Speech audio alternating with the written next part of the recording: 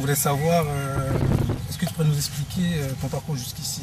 Une formation et allez, 1 an et demi après, c'est-à-dire en 99, je crois en 99,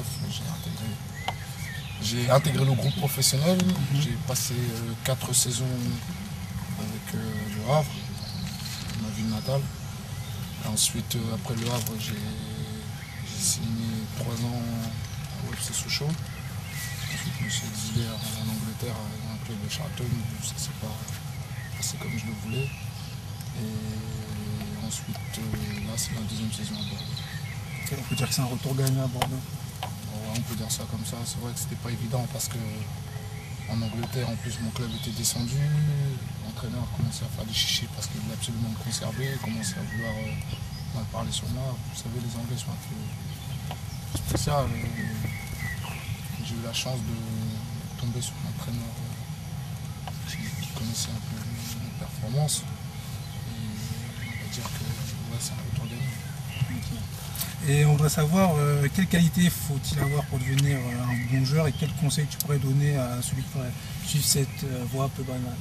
Les qualités, je pense qu'il faut déjà d'aller au bout de ce qu'on veut, au bout de son rêve, de se dire moi il me faut ça donc je vais aller à fond, je ne vais pas lâcher, je vais travailler pour. Et après dès que tu atteins, tu rentres déjà dans le centre de formation, et là c'est là je pense que la chose la plus dure commence.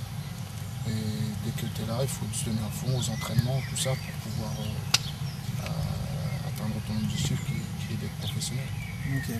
En parlant d'objectifs, est-ce que tu penses qu'un site comme le Sport & Live aurait pu t'aider à atteindre tes objectifs? C'est ce dont tu parles? Ouais, je pense oui, parce que chaque fois on me disait, j'ai une petite anecdote en parlant de ça, j'ai 14 ans de ça, j'avais écrit une lettre ici à Bordeaux où bon, j'avais pas de CV, j'avais pas un site où le club de Bordeaux pouvait aller me visionner mes matchs.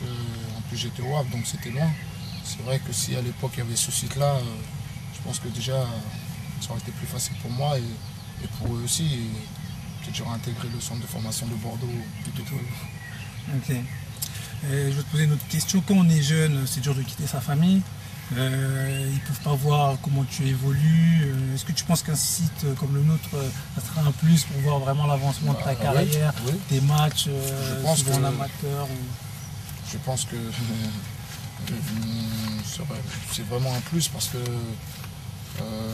quand vous quittez la famille, bon, c'est difficile pour eux, surtout nous les Africains, parce que on a cette attache et après quand tu quittes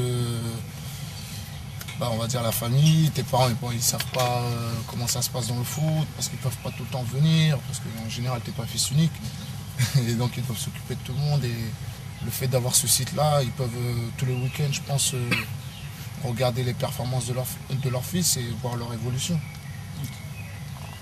Ok. Je vous remercie. Merci à vous. Et bonne continuation. Bonne continuation à vous. Merci.